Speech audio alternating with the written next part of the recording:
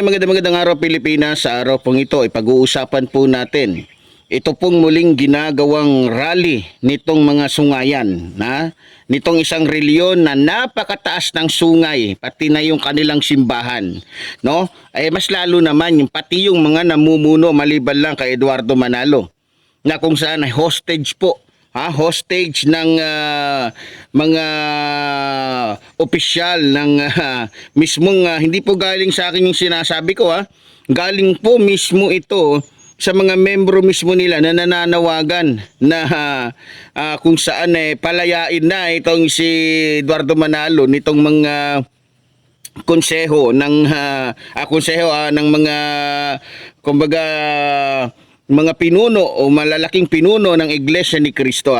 So alam niyo mga minamahal ko mga kababayan, eto na una, nakakalungkot. Kasi bakit?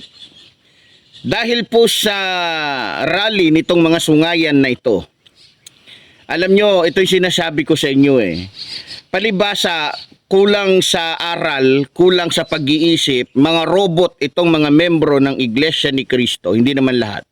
Yung mga dumalo lang doon sa rally. Meron po silang napapatay. Sa katunayan, di ba sabi ko nga sa inyo, hindi nila alam, baka mayroong ganito, nagmamadali yung ambulance, yung ganito, ganyan. Ano nangyari? Nagkatotoo po, hindi po tayo nagkamali. Para mapatunayan natin, eto, panoorin po ninyo. Tingnan ninyo ang ginawa ninyo, mga INC, mga Iglesia ni Cristo. Isang ina na dapat magluwal ng isang batang musmus na walang kaalam-alam pa sa mundo na matay dahil sa ginawa ninyong rally. Iniisip lang ninyo ang inyong kapakanan para isalba yang salbahing demonyo na senador ninyo na si Marcoleta, na merong kasong plunder at bribery, pinaglalaban nyo pa. Asaan ang batas na sinasabi ninyo? Asaan yung sinusunod ninyo na salita ng Diyos na lagi nyong pinagkakalat at pinagyayabang? Hindi korte ang lansangan para dyan ipagsigawan yung pinaglalaban ninyo. Di ba? Dahil sa sobrang taas ng mga sungay at sa kalabisan ng pag-uugali o masasamang ugali nitong mga sungayan na ito, may napatay na po silang anghel.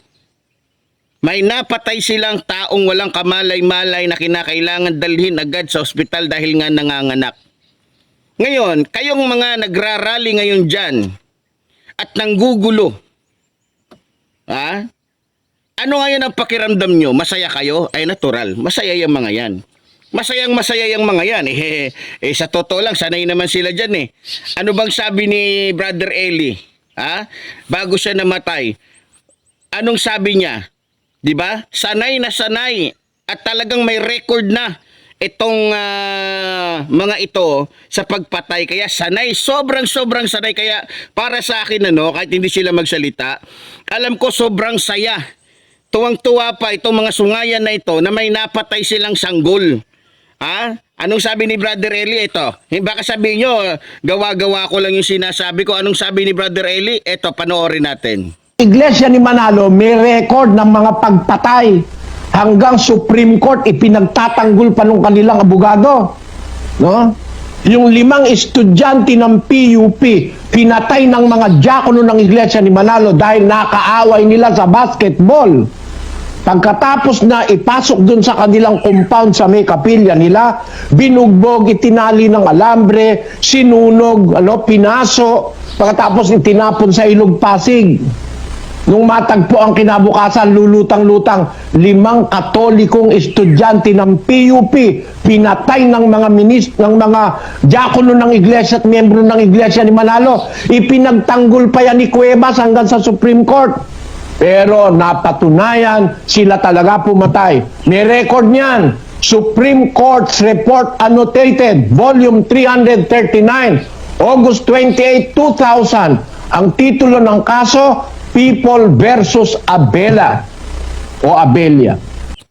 Malinaw po hindi po galing sa akin yan. Kaya sinasabi ko to na malamang tuwang-tuwa yung mga yan, kung pumatay nga 4 na 4 pa dahil lang natalo sila sa basketball, mismong mga diakono mismo. Ay ano pa kaya yung mga membrong tanga na hindi nagbabasa ng Biblia dahil hindi pinahihintulutan ng mga leader nila na matataas na ang sungay. Yan ang sinasabi natin dito. Kapag ang isang tao ay nakikinig lang sa sinasabi ng tao din na kung saan ay may mga sungay at hindi nakikinig sa sinasabi mismo ng Biblia, ayan. O ngayon, kayo mga nagrarally dyan, tuwan-tuwa kayo? Masaya kayo?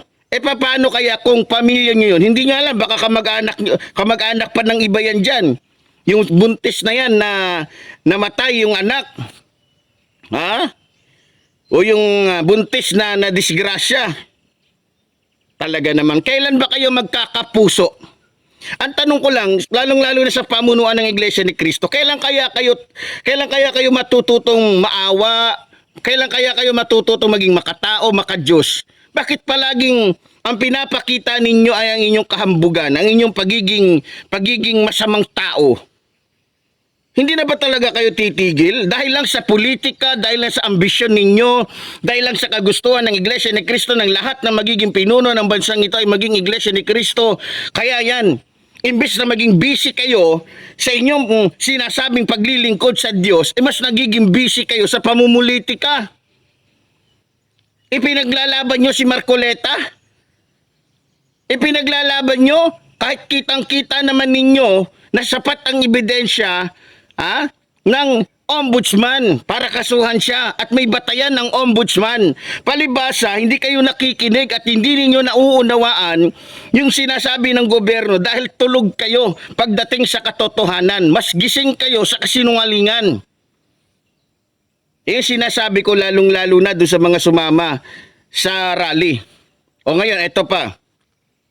Ang masakit pa nito, ang masaklap pa nito mga kababayan, mas napapatunayan lalo ng ating mga kapulisan, ito pong kawalangian, nito pong mga sungayan na ito. Bakit? Unang-una, biro nyo, may dumaan lang.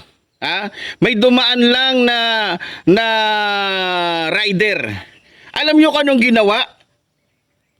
Kung anong kagaguhan, kalukuhan, kawalangian nitong mga sungayan na ito? Abay, nag-ala LTO. Kinuha yung susi ng isang rider. Ngayon, nung pumalag yung rider, dahil nga naghahanap buhay lang ito para sa kanyang pamilya, para sa kanyang anak, asawa, abay, pinagbantaan pa ng mga sungayan na ito. At sa sinasabi ng sungayan na ito, na membro ng isang reliyon na napakataas ang sungay, abay pinagbantaan pa. Alam nyo kung anong sinabi?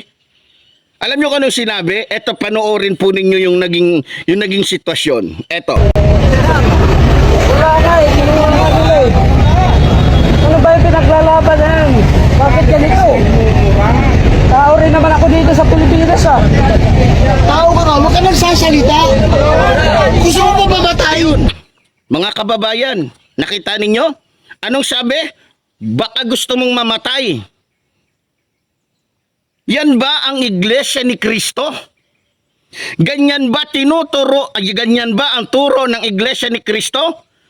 O turo ng isang kulto? Saan kayo nakakita at nakabasa sa Biblia na kapag ikaw ay Iglesia ni Cristo, sasabihan mo yung kapwa-tao mo na, baka gusto mong mamatay? Ang trabaho ng mga membro ni Jesus Christ o ni Hesus Kristo ay gampanan at gayahin yung kanyang ginawa. Bumuhay, tumulong, umagapay, hindi pumatay. Ngayon, unti-unti na nating nakikita yung kanilang mga kabulastugan. Pero meron akong narinig na planado yan, planado at talagang nasa plano nila na kapag may dumaan na mga motor, kukunin nila. Kumbaga, bandido yung style ba? Para dumami yung mga taong nandoon. Siyempre, pag nandoon yung motor, pag wala ng susi, mai-stack ngayon yung tao doon. Mai-stack ngayon yung mga, kasi hahanapin nila eh. Hindi sila makakaandar eh. Para lamang sabihin na marami na sila, maraming nagsidalo. Tingnan nyo yung kagaguhan, tingnan nyo yung kawalangian, tingnan nyo yung kahudasan, tingnan nyo yung pagiging kawalang disiplina nitong Iglesia ni Cristo. Ngayon, ito pang mas malupit. Galit sila sa korupsyon kaya daw sila nagwiwelga. Galit sila sa korupsyon sa mga magnanakaw na politiko kaya daw sila nagtitipon-tipon at nagrarally para patalsikin yung isang magnanakaw. Eh ngayon, mas malinaw pa sa tubig na hindi natatamaan ng hangin yung ginagawa nila. Maliban na pumatay na sila ng sanggol, ng balahura sila ng mga wala namang kaalam-alam, ng mga kung ano-ano mang kalokohan ang ginawa nila. Ito mas malupit. Pati yung pulis nagawa pang nakawan ng mga sungayan na ito. Ito, panoorin natin mga minamahal ko mga kababayan. Wala pa pong nababalik ha, for information, nandito po ang lahat ng media. Malalaman po ng buong Pilipinas kung ano po ang ginawa dito sa rally. Kung hindi po nabalik po yung cellphone, i-report ko po dito ang pagnanakaw. Ano pang ginawa sa'yo? Ano po, alantayin po natin hanggang di makabalik yung cellphone natin. Sino po ba yung nakawan dyan? Yung pulis po natin nandito, peacefully nag-document, hinablot po. So ganyan po ba ang malayang pamamahayag, may kasamang pagnanakaw? At galit po tayo sa magnanakaw, tayo rin mismo nagnanakaw. Oh, narinig ninyo? Ano sabi ng pulis? Sabi nyo, galit kayo sa kurap o sa mga magnanakaw. Ha? Pati pulis, opisyal na ng pulis yung nagsalita. Hindi ko alam kung captain ba yan o ano yan, tawag nito, lieutenant yan. Ha? Mismong sila na nakasaksi. Saksi ang kanilang mga mata sa ginagawa, sa gawain ng iglesia o mga membro ng iglesia ni Kristo. Ngayon, hindi ko i-address kay ka Eduardo Manalo to dahil alam ko hostage siya. Lalong-lalo na ng taong ito. Itong taong ito na nagsasalita, itong puti ang buhok nito, isa ito sa nagho-hostage kay ka Eduardo Manalo. Hostage nito si ka Eduardo Manalo. Sa totoo lang, mas nagiging Eduardo Manalo pa ito. Mismo mga membro na nila ang nanawagan. At nagsabi na hindi alam ni Eduardo Manalo ang ginagawa ng mga opisyal ng Iglesia ni Cristo na nagpapakasasa sa kanilang mga buhay o sa pera ng mga membro nila. Ngayon, mga minamahal ko mga kababayan, anong masasabi ninyo? Mismong pulis na nakapagsalita.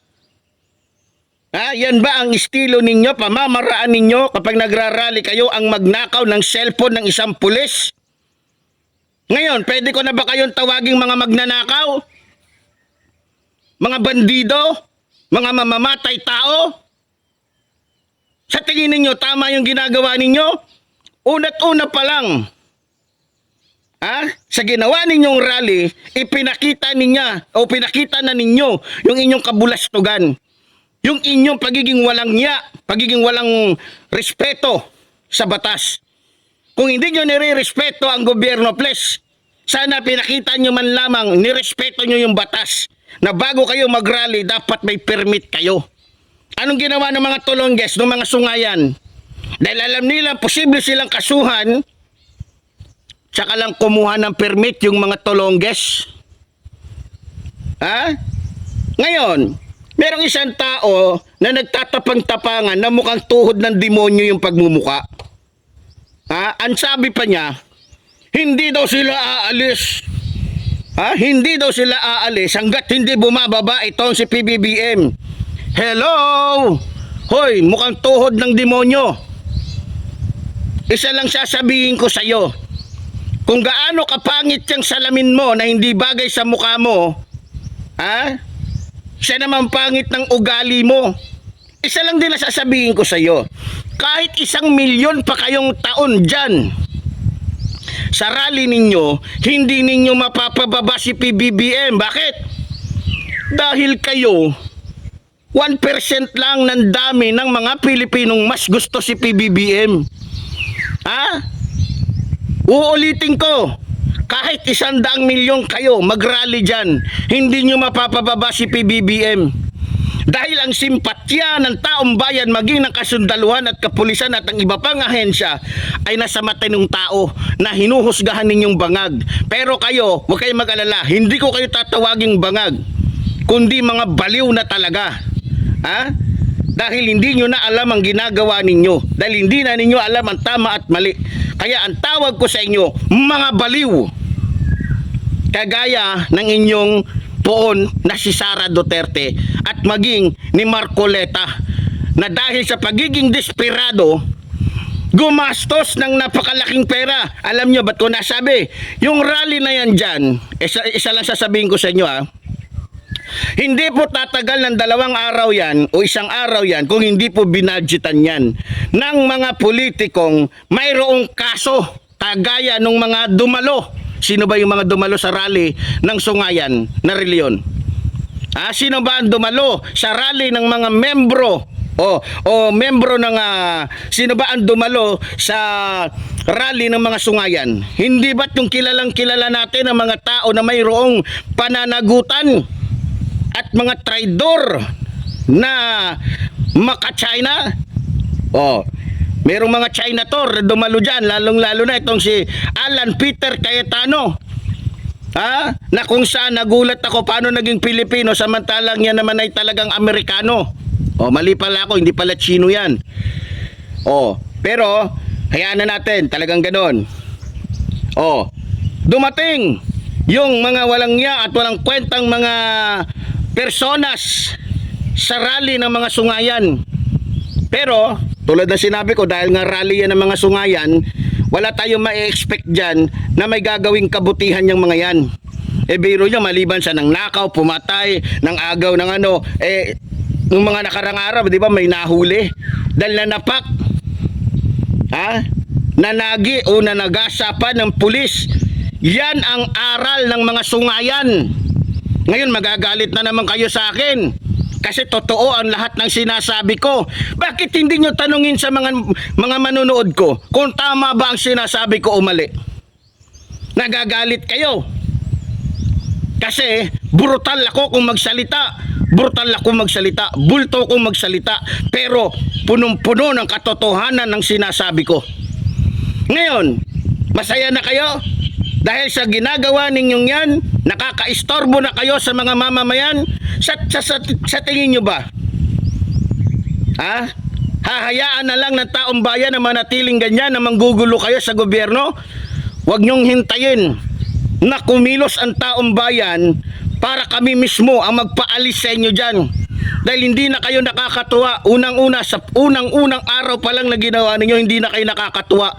Maliban na nagkakalat kayo ng mga panghi ninyo, nagkakalat kayo ng baho ng mga tae ninyo, nagkakalat din kayo ng lagim. Yan ang tandaan ninyo, kayong mga membro ng isang reliyong Sungayan.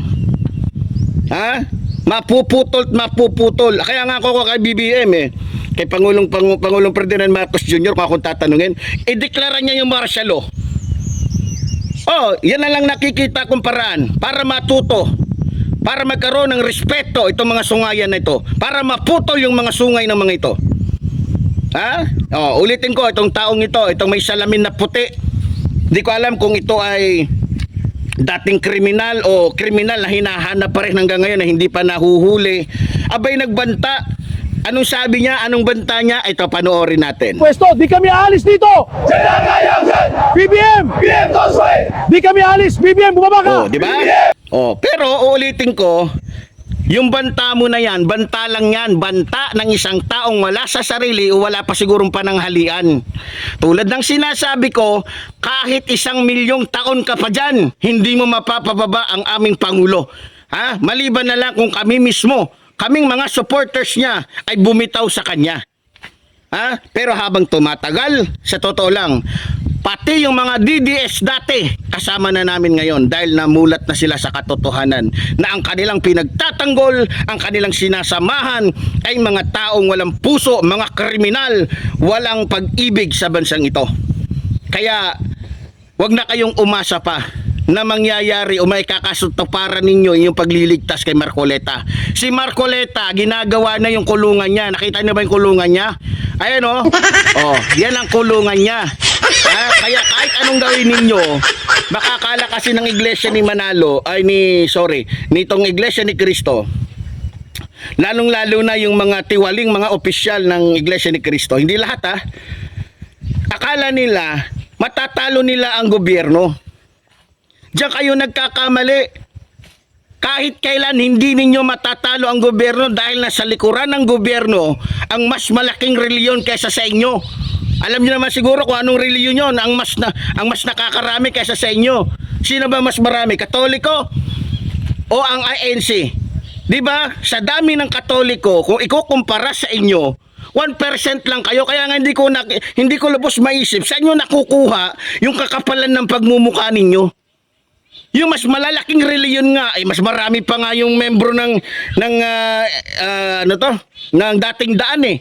'Di ba? Yung ano bang tawag dito sa kanila? May tawag din dito sa kanila yung basta dating daan ni Brother Eli Soriano. Oh, mas marami pa nga yung membro niyan kaysa sa inyo eh. Wala nga kayo sa kalahati. Pero nakikialam ba sila? Gumagawa ba sila ng kaguluhan? Lumalaban ba sila sa gobyerno? Hindi. Yung Mormons na mas maganda pa yung simbahan kaysa sa inyo, nakikialam ba? Hindi.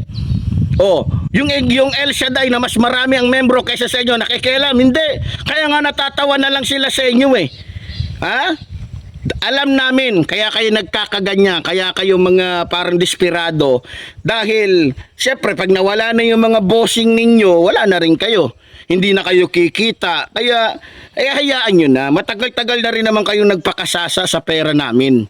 Ha? Kaya kayong mga sungayan na nandiyan sa kalsada na nagkakalat ng lagim, please, panahon na para magbagong buhay kayo. Yun lang ang masasabi ko. So muli po, tulad po ng sinasabi ninyong lingkod, mabuhay po ang ating inang bayan, mabuhay po nagmamahal sa ating inang bayan. Maraming salamat po.